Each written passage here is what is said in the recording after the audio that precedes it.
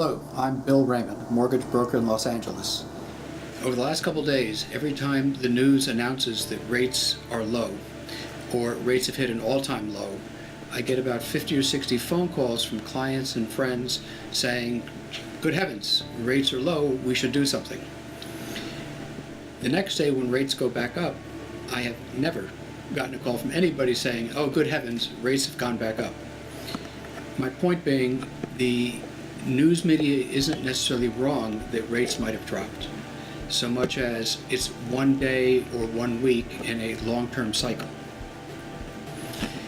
Over the past year of 2014, with these ups and downs in the interest rates, overall they've been incredibly low, sometimes historically low, but not much different from the beginning of the year to the middle of the year to currently.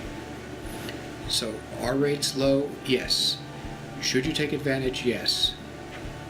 The reason I think that the media jumps this way is partly because we've seen the media has to focus on an event to get people's attention.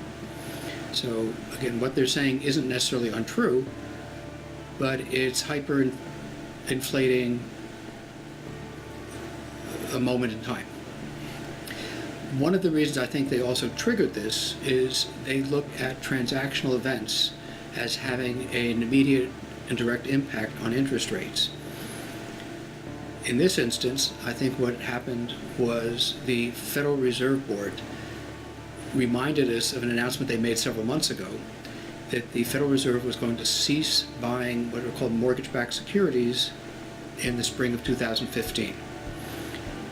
And to many people, what that meant was, well, if the government's not going to buy mortgage bonds, then bond sellers will need to increase interest rates to get more people to buy the bonds.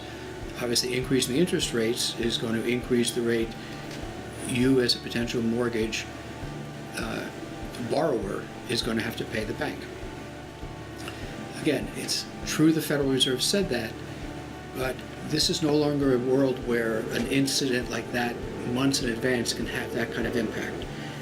The Fed announced this months ago, and so all this information is already baked in.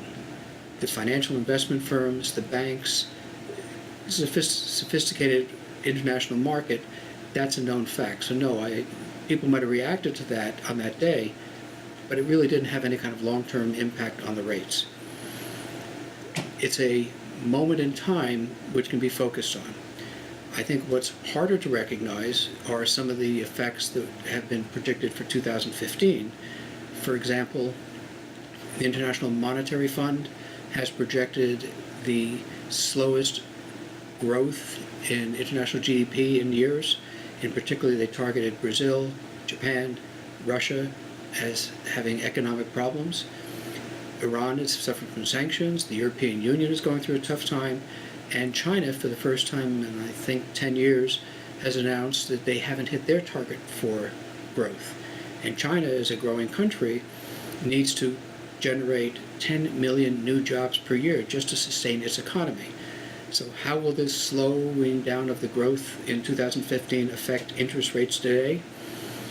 Well, certainly if the world market sloughs off because people in other countries can't buy products and America is a big supplier of those products, then you can see it would have an impact on our economy that maybe goods aren't going to be sold as much, or goods have to lower their prices to be sold overseas, in which case that could affect profitability, etc., etc. My point being, there are any number of influences that can affect interest rates in the future, and I have no idea what rates are going to be like tomorrow, let alone 6 months from now. There's a Hollywood adage by the screenwriter Butch Cassidy and the Sundance Kid, a fellow named William Goldman, that's circulated through Hollywood for years, and that is, nobody knows anything. What are all these economic and political maelstroms portend for interest rates the next year? I don't know. What I do know is, if you're in a situation today where you want to buy a house and the rates are low and you can take advantage of it, and it's going to be how you want to live and where you want to live and where you want to bring up your kids, then you should move on it today. And if that isn't an issue and you're happy renting, or you're happy in the home you have, you don't want to trade up, the house is appreciating in value, you want to hopefully milk that for a little while longer, then you should wait. I don't think the interest rates in and of themselves should be triggering you to do something that might not be how you want to live. From my point of view, since you can't really predict where the rates are going to go other than there's a very, very strong statistical reason to think rates are going to increase, the footnote to that is rates are historically low. Could they go lower? Technically, yes. Potentially, yes. But if they're already at the lowest they've ever been, there's a sort of general logic that says they're going to increase. Regardless, you don't know when they're going to increase or by how much. What do I think that should mean for you today?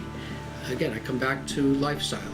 If you're ready to buy a house today, or trade up to a house, or refinance, and the rates we know are low, take advantage. Best reason is, let's say you buy a house today, and 6 months from now the rates drop, you'll refinance. I often do these as a no-cost refinance, so other than some paperwork, you're just going to have a lower rate, you'll get the advantage. And if, on the other hand, the general market prognosis is correct that rates do rise, and you locked in today, for the next 30 years on your loan, you're going to pat yourself on the back every day.